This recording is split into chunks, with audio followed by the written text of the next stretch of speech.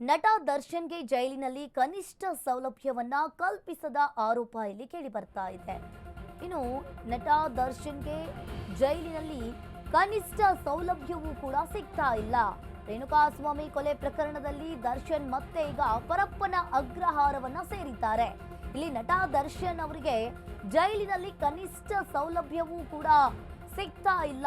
57ನೇ CCH ಕೋರ್ಟ್ಗೆ ಕಾನೂನು ಸೇವೆಗಳ ಪ್ರಾಧಿಕಾರದ ವರದಿ ಬಂದಿರುವಂತದ್ದು. ಇನ್ನು ನಟ ದರ್ಶನ್ಗೆ ಈಗಾಗಲೇ ಜಡ್ಜ್ ಮುಂದೆ ನಟ ದರ್ಶನ್ ಮಾಡಿರುವ ಆರೋಪಗಳು ನಿಜಾನಾ? ಹಾಗಾದ್ರೆ ಅಶ್ವವೇಗ ನ್ಯೂಸ್ನಲ್ಲಿ ಎಕ್ಸ್ಕ್ಲೂಸಿವ್ ಮಾಹಿತಿ ಈಗ ಲಭ್ಯವಾಗಿದೆ. ಹಾಗಾದ್ರೆ ನಟ ದರ್ಶನ್ಗೆ ಜೈಲಿನಲ್ಲಿ ಕನಿಷ್ಠ ಸೌಲಭ್ಯನೂ ಕೂಡ ಸಿಗ್ತಾ ಇಲ್ಲ ಅನ್ನೋ ಆರೋಪ ಇಲ್ಲಿ ಕೇಳಿ ಬರ್ತಾ ಇದೆ. 57ನೇ ಸಿಸಿಎಚ್ ಕೋರ್ಟ್ಗೆ ಕಾನೂನು ಸೇವೆಗಳ ಪ್ರಾಧಿಕಾರದ ವರದಿ ಕೂಡ ಕೊಟ್ಟಿರುವಂತದ್ದು. ಪ್ರಾಧಿಕಾರದ ಸದಸ್ಯ ಕಾರ್ಯದರ್ಶಿ ನ್ಯಾಯಮೂರ್ತಿ ವರದರಾಜ್ ಸಲ್ಲಿಸಿದ ವರದಿಯಲ್ಲಿನ ಮಾಹಿತಿ ಈಗ ಲಭ್ಯವಾಗಿದೆ. ಹಾಗಾದ್ರೆ ಪ್ರಾಧಿಕಾರದ ವರದಿಯಲ್ಲಿ ಏನೆಲ್ಲ ಇದೆ ಅನ್ನೋದನ್ನ ಒಂದೊಂದಾಗಿ ನೋಡ್ತಾ ಹೋಗೋಣ. ವಿಚಾರಣಾಧೀನ ಕೈದಿಗೆ ಹಾಸಿಗೆ ದಿಂಬಿಗೆ ಅವಕಾಶವಿಲ್ಲ, ಹಾಗೆ 1 ಗಂಟೆ ವಾಕಿಂಗ್ ಆಟವಾಡಲು ಅವಕಾಶವನ್ನ ನೀಡಬಹುದು. ಟಿವಿ ನೋಡಲು ಕೈದಿಗಳಿಗೆ ಅವಕಾಶವನ್ನ ನೀಡಬಹುದು. ಹಾಗೆ ಪ್ರತಿ ಬ್ಯಾರಕ್ಗೆ ಟಿವಿ ನೀಡಬೇಕೆಂಬ ನಿಯಮವಿಲ್ಲ. ಇನ್ನು ಅದೇ ರೀತಿಯಾಗಿ ಬೆಳಕಿಲ್ಲದೆ ಕಾಲಿಗೆ ಫಂಗಸ್ ಬಂದಿದೆ ಅಂತ ದರ್ಶನ್ ಈ ಹಿಂದೆಯೂ ಕೂಡ ಆರೋಪ ಮಾಡಿದ್ರು. ಕಾಲಿನಲ್ಲಿ ಫಂಗಸ್ ಬಂದಿಲ್ಲ, ಹಿಮ್ಮಡಿಯಲ್ಲಿ ಬಿರುಕಿದೆ. ಇನ್ನು ಚರ್ಮರೋಗ ತಜ್ಞೆ ಜ್ಯೋತಿಬಾಯಿ ಪರಿಶೀಲಿಸಿದ್ದಾರೆ. ಜೈಲಿನ ವೈದ್ಯಾಧಿಕಾರಿಗಳು 2 ದಿನಕ್ಕೊಮ್ಮೆ ಬ್ಯಾರಕ್ಗೆ ಭೇಟಿಯನ್ನ ನೀಡ್ತಾರೆ. ದರ್ಶನ್ಗೆ ಇಲ್ಲಿ ಫಿಸಿಯೋಥೆರಪಿ ವ್ಯವಸ್ಥೆಯನ್ನ ಈಗಾಗಲೇ ಕಲ್ಪಿಸಲಾಗಿದೆ ಅಂತಾನೆ ಹೇಳ್ಬೋದು.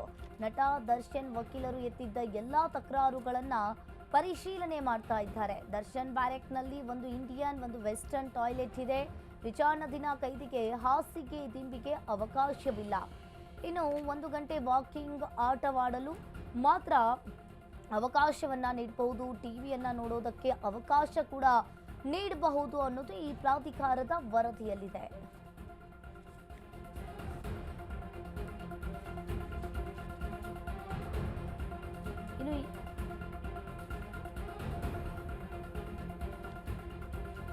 ಇನ್ನು ಈಗಾಗಲೇ ನೋಡ್ತಾ ಇರ್ಬೋದು, ನಟ ದರ್ಶನ್ ಜೈಲಿನಲ್ಲಿ ಕನಿಷ್ಠ ಸೌಲಭ್ಯವನ್ನು ಕಲ್ಪಿಸದ ಆರೋಪವನ್ನ ಕೂಡ ಮಾಡ್ತಾ ಇದ್ದಾರೆ. ಈ ಹಿಂದೆಯೂ ಕೂಡ ದರ್ಶನ್ ಆರೋಪವನ್ನ ಮಾಡಿದ್ರು. ಈ ಆರೋಪದ ಬೆನ್ನಲ್ಲೇ ಮತ್ತೆ ಈಗ ಆರೋಪವನ್ನ ಮಾಡಿದ್ದಾರೆ ಅಂತಾನೆ ಹೇಳ್ಬೋದು. ಈಗಾಗಲೇ ಇನ್ನು ಕೊಲೆ ಆರೋಪಿ ವಿಚಾರಣಾಧೀನ ಕೈದಿಗೆ ಹಾಸಿಗೆ ದಿಂಬಿಗೆ ಅವಕಾಶವಿಲ್ಲ. ಅದೇ ರೀತಿಯಾಗಿ ಇತರ ಕೈದಿಗಳಂತೆ ಬಿಸಿಲಿನಲ್ಲಿ ದರ್ಶನ್ ನಡೆದಾಡಲು ಬಿಟ್ಟಿಲ್ಲವೆಂಬ ಆರೋಪವನ್ನ ಮಾಡಿದ್ರು. ಇನ್ನು ಆದರೆ ದರ್ಶನ್ ಸೆಲೆಬ್ರಿಟಿ ಆಗಿರುವುದರಿಂದ ಓಡಾಡಿದ್ರೆ ಇತರೆ ಬ್ಯಾರಕ್ನವರು ಕಿರಿಚ್ತಾರೆ. ಹಾಗೆ ಪರಪ್ಪನ ಅಗ್ರಹಾರ ಜೈಲು ಅಕ್ಕಪಕ್ಕದ ಅಪಾರ್ಟ್ಮೆಂಟ್ಗಳಿಂದ ಫೋಟೋ ತೆಗಿತಾರೆ ಎಂದು ಅಧಿಕಾರಿಗಳು ಆಕ್ಷೇಪಣೆಯನ್ನ ಮಾಡ್ತಾ ಇರುವಂತದ್ದು.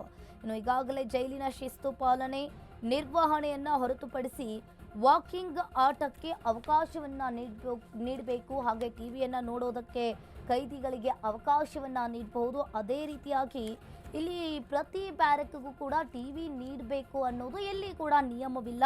ಅದೇ ರೀತಿಯಾಗಿ ಫೋನ್ನಲ್ಲಿ ಮಾತನಾಡುವಾಗ ಸ್ಪೀಕರ್ ಆನ್ ಮಾಡಿಸ್ತಾರೆ ಅಂತ ಹೇಳಿ ತಕರಾರು ಎದ್ದಿರುವಂಥದ್ದು. ಆರೋಪಿಗಳ ಮೇಲೆ ನಿಗಾ ಇಡುವ ದೃಷ್ಟಿಯಿಂದ ಈ ರೀತಿಯಾಗಿ ಅವಕಾಶವಿದೆ. ಆರೋಪಿಗಳಿಗೆ ತಿಳಿಸಿ ಫೋನ್ ಕಾಲ್ ರೆಕಾರ್ಡ್ಗೆ ಅವಕಾಶವನ್ನ ಮಾಡಿಕೊಡ್ತಾರೆ. ಇನ್ನು ಈ ಬಗ್ಗೆ ಜೈಲು ಅಧಿಕಾರಿಗಳ ನಿಯಮವನ್ನ ರೂಪಿಸಿದ್ದಾರೆ. ಬೆಳಕಿಲ್ಲದೆ ಕಾಲಿಗೆ ದರ್ಶನ್ಗೆ ಫಂಗಸ್ ಬಂದಿದೆ. ಇನ್ನು ಆದರೆ ಕಾಲಿನಲ್ಲಿ ಫಂಗಸ್ ಬಂದಿಲ್ಲ, ಹಿಮ್ಮಡಿಯಲ್ಲಿ ಬಿರುಕಾಗಿದೆ.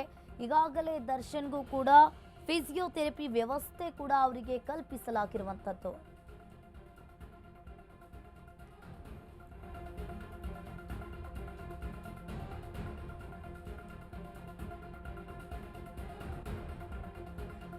ಈ ಬಗ್ಗೆ ಹೆಚ್ಚಿನ ಡೀಟೇಲ್ಸ್ ಅನ್ನ ನೀಡ್ತಾರೆ ನಮ್ಮ ಪ್ರತಿನಿಧಿ ಅರುಣ್. ಫೋನ್ ಸಂಪರ್ಕದಲ್ಲಿ ಜಾಯಿನ್ ಆಗಿದ್ದಾರೆ. ಎಸ್ ಅರುಣ್, ಇಲ್ಲಿ ನೋಡ್ತಾ ಇರಬಹುದು, ಈ ಹಿಂದೆಯೂ ಕೂಡ ನಟ ದರ್ಶನ್ ಆರೋಪವನ್ನ ಮಾಡಿದ್ರು.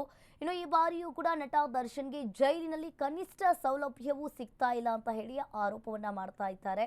ಏನಿದೆ ಇದ್ರ ಬಗ್ಗೆ ಹೆಚ್ಚಿನ ಡೀಟೇಲ್ಸ್? ಅಂಕಿತಾ ಏನಂದ್ರೆ ಜೈಲು ಅಧಿಕಾರಿಗಳು ಏನು ಕನಿಷ್ಠ ಸೌಲಭ್ಯಗಳನ್ನು ಕೊಡ್ತಾ ಇಲ್ಲ ಅಂತ ಹೇಳ್ಬಿಟ್ಟು ದರ್ಶನ್ ಪರ ವಕೀಲರು ಒಂದು ಅರ್ಜಿಯನ್ನು ಹಾಕಿದ್ರು. ಅದರ ಅರ್ಜಿ ಆಧಾರದ ಮೇಲೆ ಜೈಲು ಅಂದ್ರೆ ಕಾನೂನು ಸೇವಾ ಪ್ರಾಧಿಕಾರದ ಅಧಿಕಾರಿಗಳು ಏನು ಜೈಲಿಗೆ ಹೋಗಿ ಪರಿಶೀಲನೆ ಮಾಡಿದ್ರು. ಪರಿಶೀಲನೆ ಮಾಡುವಂತ ಸಂದರ್ಭದಲ್ಲಿ ಕೆಲವೊಂದಷ್ಟು ಏನು ಅಲ್ಲಿನ ಜೈಲಿನ ಒಳಗಡೆ ಯಾವ ಸೌಲಭ್ಯಗಳು ಕೊಡ್ತಾ ಇದ್ದಾರೆ ಮತ್ತೆ ಕೊಡ್ತಾ ಇಲ್ಲ ಅನ್ನೋದ್ರ ಬಗ್ಗೆ ವರದಿನ ಕೊಡ್ಬೇಕು ಅಂತ ಹೇಳಿದ್ರು. ಇವತ್ತು ಆ ವರದಿಯನ್ನ ಸಹ ಕೋರ್ಟ್ಗೆ ಬೆಳಗ್ಗೆ ಸಲ್ಲಿಕೆ ಮಾಡಿರುವಂತದ್ದು. ಆ ಒಂದು ವರದಿಯಲ್ಲಿ ಪ್ರಮುಖವಾಗಿ ಏನಂತ ಇದೆ ಅಂತ ಹೇಳಿದ್ರೆ ಅಂದ್ರೆ ಕಾರ್ಯದರ್ಶಿಗಳಾದಂತ ನ್ಯಾಯಮೂರ್ತಿ ವರದರಾಜರವರು ಒಂದು ವರದಿಯನ್ನ ಸಲ್ಲಿಕೆ ಮಾಡಿರುವಂತದ್ದು. ಅಂದ್ರೆ ದರ್ಶನ್ ಅವರು ವಕೀಲರು ಎತ್ತಿದ್ದಂತ ಎಲ್ಲ ತಕರಾರು ಅರ್ಜಿಗಳೇನಿದೆ ಅದರಲ್ಲಿ ಪ್ರಮುಖವಾಗಿ ಒಂದು ಇಂಡಿಯನ್ ಟಾಯ್ಲೆಟ್ ಅನ್ನು ಕೊಟ್ಟಿದ್ದಾರೆ ಮತ್ತೆ ವೆಸ್ಟರ್ನ್ ಟಾಯ್ಲೆಟ್ ಅನ್ನು ಸಹ ಕೊಟ್ಟಿದ್ದಾರೆ. ಮತ್ತೆ ಹಾಸಿಗೆ ದಿಂಬು ಕೊಟ್ಟಿಲ್ಲ ಅಂತ ಆರೋಪ ವಿಚಾರ ಇದೆ. ಆದ್ರೆ ಕೊಲೆ ಆರೋಪಿಗೆ ವಿಚಾರಣಾಧೀನ ಕೈದಿಗೆ ಹಾಸಿಗೆ ದಿಂಬಿಗೆ ಕೊಡಕ್ಕೆ ಅವಕಾಶ ಇಲ್ಲ. ಅಂದ್ರೆ ಏನಂದ್ರೆ ಇಲ್ಲಿ ಪ್ರಮುಖವಾಗಿ ಮರ್ಡರ್ ಯಾರು ಮಾಡಿರ್ತಾರೆ ಸೊ ಅವ್ರಿಗೆ ಯಾವುದೇ ರೀತಿಯಾದಂತ ಒಂದು ಹಾಸಿಗೆ ದಿಂಬು ಕೊಡಕ್ಕೆ ಅವರ ಮ್ಯಾನ್ಯುವಲ್ ಅಲ್ಲಿ ಇಲ್ಲ.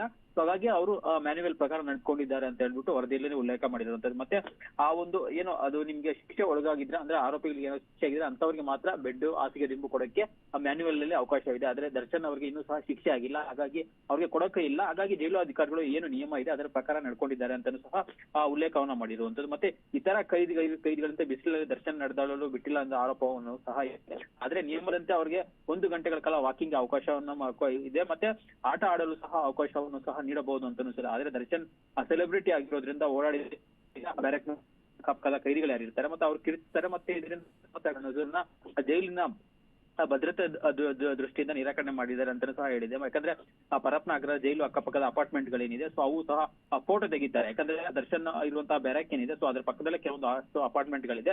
ಸೊ ಅಪಾರ್ಟ್ಮೆಂಟ್ ಗಳಿಂದನೂ ಸಹ ಜನರು ಫೋಟೋವನ್ನ ತೆಗಿತಾರೆ. ಸೊ ಹಾಗಾಗಿ ಅವ್ರಿಗೆ ಬಿಸಿಲಲ್ಲಿ ಬಿಡ್ತಾ ಇಲ್ಲ ಅಂತಾನು ಸಹ ಹೇಳಿರುವಂತದ್ದು. ಮತ್ತೆ ಜೈಲಿನ ಶಿಸ್ತು ಪಾಲನೆ ಇರ್ಬೋದು ಮತ್ತೆ ನಿರ್ವಹಣೆ ಹೊರತುಪಡಿಸಿ ವಾಕಿಂಗ್ಗೆ ಆಟವಕ್ಕೆ ಅವಕಾಶ ನೀಡಬೇಕೆಂತ ಸಹ ಅವ್ರು ಕೋರಿರುತ್ತದೆ. ಮತ್ತೆ ತನಗೆ ಟಿವಿ ನೀಡಿಲ್ಲ ಎಂದು ದರ್ಶನ್ ಸಹ ತಕರಾರನ್ನ ಎತ್ತಿದ್ದಾರೆ. ಯಾಕಂದ್ರೆ ಟೆರರಿಸ್ಟ್ ಗಳಿಗೆಲ್ಲ ಟಿವಿ ಕೊಡ್ತಾರೆ ಮತ್ತೆ ನಮ್ಗೆ ಟಿವಿ ಕೊಟ್ಟಿಲ್ಲ ಅಂತ ಸಹ ದರ್ಶನ್ ಪರ ವಕೀಲರು ಒಂದು ತಕರಾರನ್ನ ಎತ್ತಿದ್ರು. ಆದ್ರೆ ಟಿವಿ ನೋಡಲು ಕೈದಿಗಳಿಗೆ ಅವಕಾಶ ನೀಡಬಹುದು. ಅಂದ್ರೆ ಒಂದು ಬ್ಯಾರಕ್ ನಲ್ಲಿ ಒಂದು ಟಿವಿ ಇರುತ್ತೆ, ಅದರಲ್ಲಿ ದರ್ಶನ್ ಹೋಗ್ಬಿಟ್ಟು ಸಹ ಟಿವಿ ನೋಡಬಹುದು. ಅದೇ ಪ್ರತ್ಯೇಕವಾಗಿ ದರ್ಶನ್ ಅವರು ಅವರ ಬ್ಯಾರಕ್ಗೆ ಟಿವಿಯನ್ನ ಕೇಳ್ತಾ ಇದ್ದಾರೆ. ಆದ್ರೆ ಅದು ಕೊಡಕ್ ಆಗಲ್ಲ ಅಂತ ಸಹ ವರದಿಯಲ್ಲಿ ಹೇಳಿರುತ್ತದೆ. ಯಾಕಂದ್ರೆ ಒಂದು ಬ್ಯಾರಕ್ ಎಲ್ಲಾ ಬ್ಯಾರಕ್ಗಳು ಟಿವಿಯನ್ನ ಕೊಡ್ಬೇಕು ಅಂತ ಯಾವುದೇ ರೀತಿಯಂತ ರೂಲ್ಸ್ ಸಹ ಇಲ್ಲ, ಮ್ಯಾನ್ಯುವಲ್ ಇಲ್ಲ.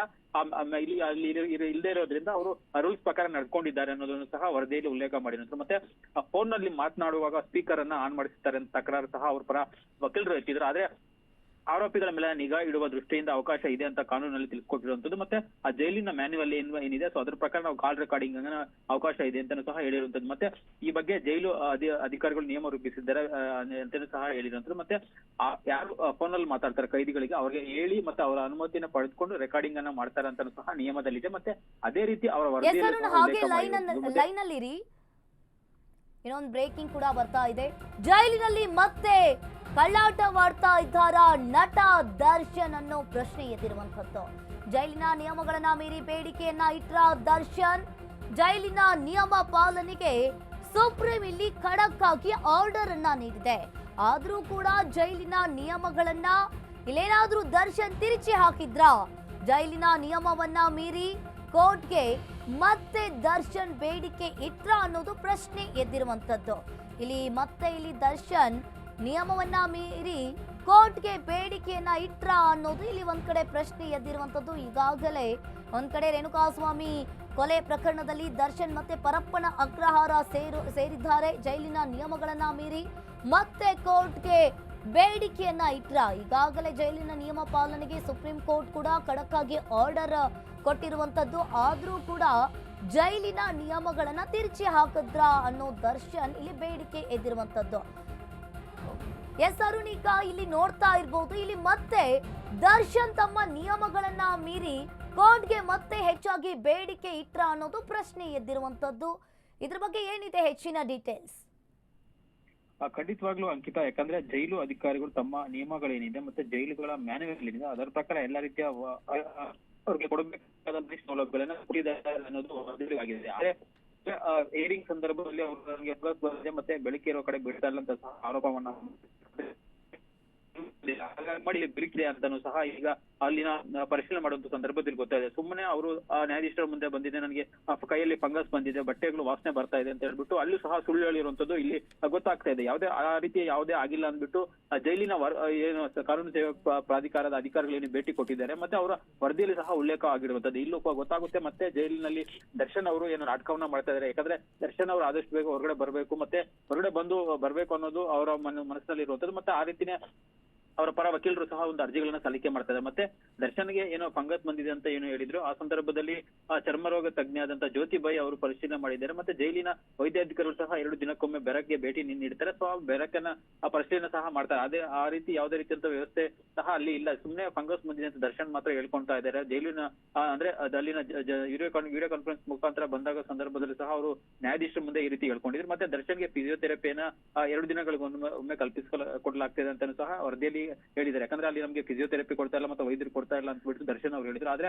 ಆ ವರದಿ ಅಲ್ಲಿ ಮತ್ತೆ ಕಾನೂನು ಸೇವಾ ಪ್ರಾಧಿಕಾರ ಅಧಿಕಾರಿಗಳು ಭೇಟಿ ಕೊಟ್ಟಂತ ಸಂದರ್ಭದಲ್ಲಿ 2 ದಿನಕ್ಕೆ ಒಮ್ಮೆ ದರ್ಶನ್ಗೆ ಫಿಸಿಯೋಥೆರಪಿಯನ್ನ ವ್ಯವಸ್ಥೆ ಮಾಡಿದ್ದಾರೆ ಅನ್ನೋದು ಸಹ ಗೊತ್ತಾಗಿದೆ. ಮತ್ತೆ ಸೊಳ್ಳೆ ಬತ್ತಿ ಇರ್ಬೋದು ಮತ್ತೆ ಕನ್ನಡಿ ಬಾಚಣಿಗೆ ನೀಡಿಲ್ಲ ಅಂತ ದರ್ಶನ್ ಅವರು ಆರೋಪವನ್ನು ಮಾಡಿದ್ರು. ಆ ಸಜಾ ಕೈದಿಗಳಿಗೆ ಮಾತ್ರ ಇವುಗಳನ್ನ ಕೊಡಬಹುದು, ವಿಚಾರಣಾ ದಿನ ಕೈದಿಗಳು ಕೊಡಲು ಜೈಲಿನ ನಿಯಮದಲ್ಲಿ ಅವಕಾಶ ಇಲ್ಲ ಅಂತ ಸಹ ಅವರು ವರದಿಯಲ್ಲೇ ಉಲ್ಲೇಖ ಇರೋದು. ಅಂದ್ರೆ ಮ್ಯಾನ್ಯುವಲ್ ಅಲ್ಲಿ ಏನಿದೆ ಅಂದ್ರೆ ನೀವು ಸಜಾ ಕೈದಿ ಆಗಿದ್ರೆ ಅಥವಾ ಶಿಕ್ಷೆಗೊಳಗಾಗಿದ್ರೆ ಅಂತಹ ಆರೋಪಿಗಳಿಗೆ ಬೆಡ್ ಇರ್ಬೋದು, ಮತ್ತೆ ಏನು ಸೊಳ್ಳೆ ಬತ್ತಿರ್ಬೋದು, ಕನ್ನಡಿ ಬಾಚಣಿಗೆ ಮತ್ತೆ ಏನ್ ಕೇಳಿದ್ರು ಅದು ಅವ್ರಿಗೆ ಸಿಗುತ್ತೆ. ಆದ್ರೆ ದರ್ಶನ್ ಅವರು ಇನ್ನೂ ಸಹ ವಿಚಾರಣಾ ದಿನ ಕೈದಿ, ಯಾಕಂದ್ರೆ ಇನ್ನೂ ಶಿಕ್ಷೆಗೆ ಒಳಗಾಗಿಲ್ಲ. ಹಾಗಾಗಿ ಇಂಥವ್ರಿಗೆ ಯುಟಿಪಿ ಪ್ರಿಸನರ್ಸ್ ಯಾರಿರ್ತಾರೆ ಅವ್ರಿಗೆ ಈ ತರ ಸೌಲಭ್ಯಗಳನ್ನು ಕೊಡೋದಕ್ಕೆ ನಮ್ಮ ಮ್ಯಾನ್ಯುವಲ್ ಇಲ್ಲ ಅಂತ ಅವರು ಹೇಳಿರುವಂತದ್ದು. ಅದೇ ರೀತಿ ಅವ್ರ ವರದಿಯಲ್ಲೂ ಸಹ ಉಲ್ಲೇಖ ಮಾಡಿರುವಂತದ್ದು. ಮತ್ತೆ ಆ ಜೈಲು ಅಧಿಕಾರಿಗಳು ಕೈಪಿಡಿಯಲ್ಲಿರುವಂತಹ ಎಲ್ಲಾ ನಿಯಮಗಳನ್ನು ಬಹುತೇಕವಾಗಿ ಪಾಲನೆ ಮಾಡಿದ್ದಾರೆ ಅಂತಾನೆ ಹೇಳ್ಬಿಟ್ಟು ಆ ವರದಿಯಲ್ಲಿ ಉಲ್ಲೇಖ ಆಗಿರುವಂತದ್ದು. ಮತ್ತೆ ಆ ಸೂರ್ಯನ ಬೆಳಕಿನ ನಡೆದಿರುವಂತಹ ಸೂಕ್ತ ವ್ಯವಸ್ಥೆಯನ್ನು ಕಲ್ಪಿಸಬೇಕಾದಂತ ಸಹ ಅವ್ರು ಹೇಳಿರುವಂತದ್ದು. ತಮ್ಮ ವರದಿಯಲ್ಲಿ ಎಲ್ಲಾ ರೀತಿಯ ಏನು ಪ್ರಾಧಿಕಾರದ ಸದಸ್ಯರು ಏನಂದ್ರೆ ವರದರಾಜ್ ಅವರು ಹೋಗಿದ್ರು. ಆ ಒಂದು ಸಂದರ್ಭದಲ್ಲಿ ಜೈಲಿನಲ್ಲಿರುವಂತಹ ಏನು ಮ್ಯಾನ್ಯುವಲ್ ಏನಿದೆ ಸೊ ಅದರ ಪ್ರಕಾರ ದರ್ಶನ್ಗೆ ಎಲ್ಲಾ ರೀತಿಯ ಸೌಲಭ್ಯಗಳನ್ನು ಕೊಡ್ತಾ ಇದ್ದಾರೆ. ಆದ್ರೆ ದರ್ಶನ್ ಅವರೇ ಈ ರೀತಿ ಕಳ್ಳಾಟ ಆಡ್ತಾ ಇದ್ದಾರೆ ಅನ್ನೋದು ಮೇಲ್ನೋಟಿಗೆ ಗೊತ್ತಾಗ್ತಾ ಇರುವಂತದ್ದು. ಸೊ ಇದರ ಬಗ್ಗೆ ಅವರ ಪರ ವಕೀಲರು ಏನು ವಾದವನ್ನ ಮಾಡ್ತಾರೆ 24ನೇ ತಾರೀಕು, ಯಾಕಂದ್ರೆ ಈಗ ಅವ್ರಿಗೆ ಸರ್ಟಿಫಿಕೇಟ್ ಕಾಪಿ ಈಗ ವರದಿಯಲ್ಲಿ ಏನಿದೆ ಅದರ ಆ ಬೇಸಿಸ್ ಮೇಲೆ ಅವರು 24ನೇ ತಾರೀಕು ಒಂದು ವಾದ ಮಾಡಕ್ಕೆ ಸಿದ್ಧತೆಯನ್ನ ಮಾಡ್ಕೊಂತಾ ಇದ್ದಾರೆ. ಯಾಕಂದ್ರೆ ಇಷ್ಟೆಲ್ಲ ಈಗಾಗಲೇ ಜೈಲು CRPC ಅರ್ಜಿಯನ್ನು ಹಾಕೊಂಡಿದ್ರು. ಜೈಲಿನ ಒಂದು ಅಂದ್ರೆ ಅದರಂತೆನೂ ಸಹ ಈಗ ಜೈಲಿಗೆ ಅಧಿಕಾರಿಗಳು ಥ್ಯಾಂಕ್ ಯು ಅರುಣ್ ನಿಮ್ಮೆಲ್ಲ ಮಾಹಿತಿಗೆ.